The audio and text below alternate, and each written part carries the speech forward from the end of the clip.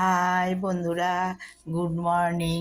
সকালবেলা বন্ধুদের বলছি, ভাই দিদি সবাইকে বলছি গুড মর্নিং। ভালো থাকবেন, সুপ্রভাত।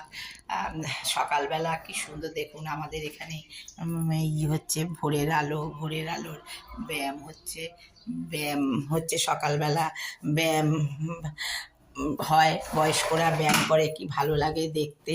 দেখুন কত সুন্দর, দেখুন ভোরবেলা দেখতে পাচ্ছেন সব ব্যায়াম করছে। এই যে সব ব্যায়াম করছে, সকালবেলা ব্যায়াম করছে। হ্যাঁ, গঙ্গাটা দেখা যাচ্ছে।